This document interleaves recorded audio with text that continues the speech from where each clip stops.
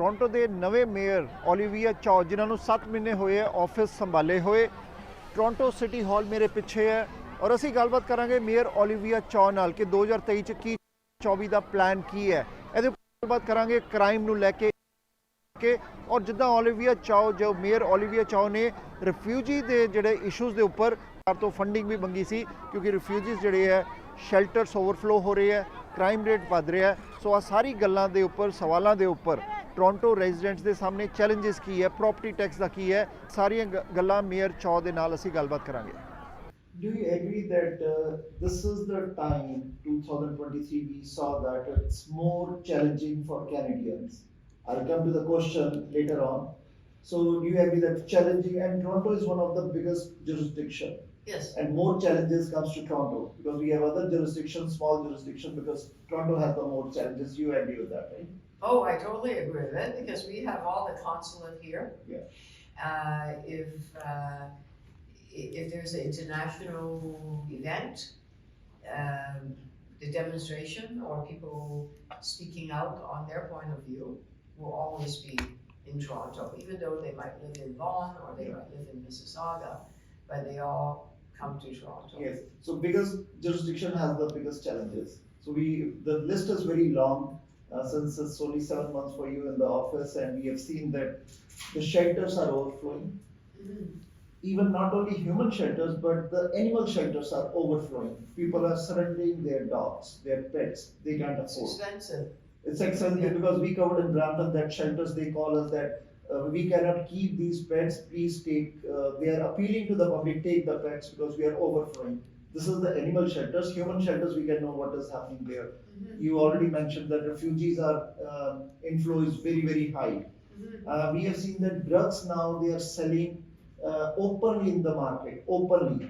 And new trend has started in Canada here now in Ontario, and Toronto is not is also affected very highly. That extortion calls, extortions is protection money.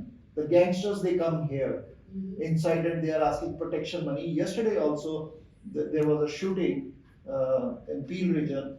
So, but it's Toronto also is happening.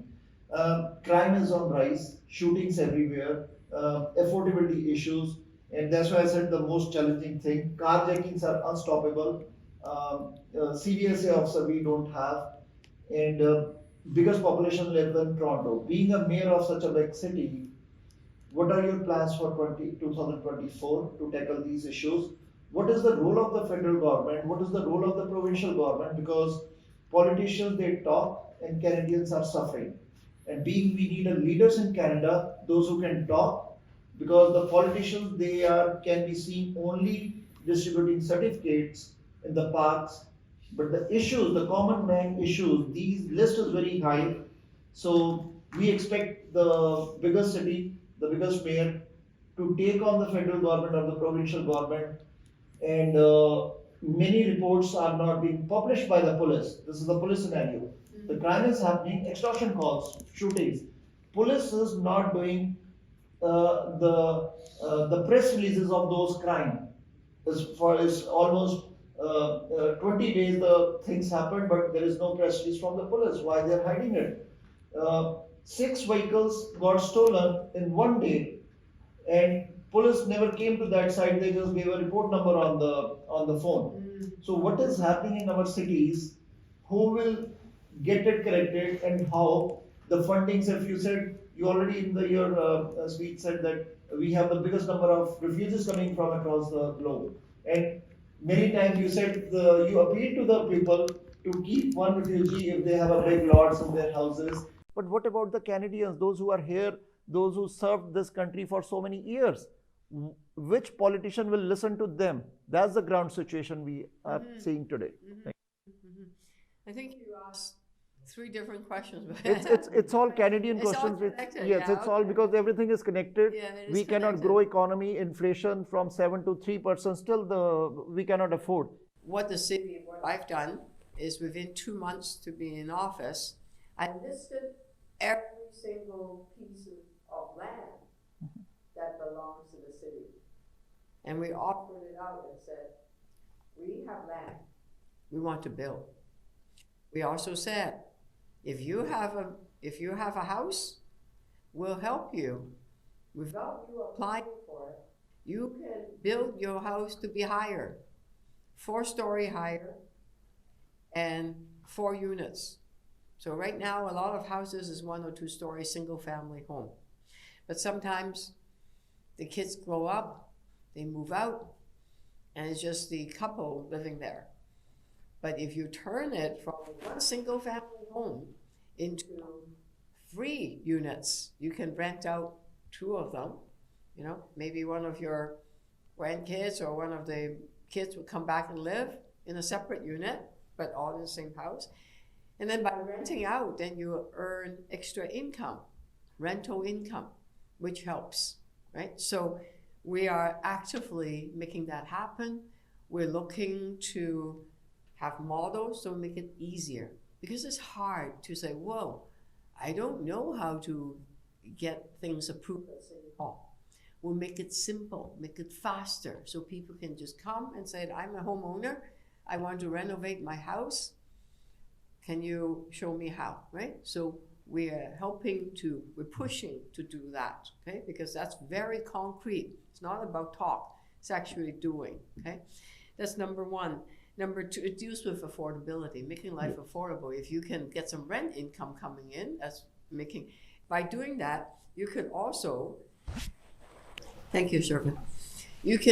By doing that, you could also get the rent to be a bit cheaper, because then there are more units coming on the ground, right?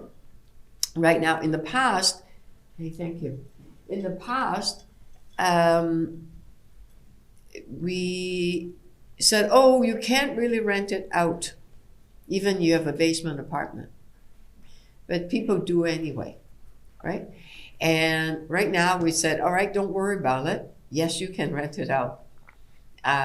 Just make sure there's a fire safety, for example. So that we are absolutely doing, number 1. Number 2, as you know, 100% of the policing cost are really city, okay? Because in other provinces, it's RCMP. Here, in big city like Toronto, the cost of policing is borne by your property tax. And right now, of all these services, police has the highest cost. It's $1.2 billion. TTC is about $1.1 billion. And shelter housing is about $800 million. So we know there are questions of policing. The good thing, though, is that I think in terms of gun violence, this year's number is lower than last. It's the trend is coming down. Remember, there was a summer of guns. That was the high point, okay? It is coming down a bit. The problem, though, is that more young people are involved in carjacking, in petty crimes, and that's disturbing. So that's something that we need to do more after school activities, keeping young people occupied so they don't form gangs. Those kind of work are very important.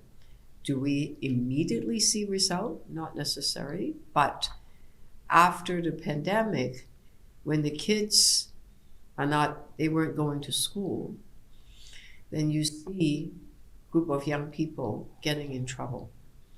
Some of them have mental health issues, right? So it will take us a little bit of time through the community centers, through a lot of the community agencies. And City of Toronto fund a lot of community agencies to provide after school activities, tutoring programs for young people. And that's very important to do. I understand the carjacking and the shootings, all those problems. So you have not touched on are you aware about the extortions going on in cities now? Extortions, because gangsters, they enter Canada and they are, to the businessmen, they are asking money. It's everywhere. Every day social media is full of these shootings, right? extortions, Okay. protection money. Businessmen, they are scared, and we have all the videos of the shootings happening. by the gangsters asking the protection money. That's a new trend they started now after the carjackings now. And you said 1.2 billion is the highest budget for police.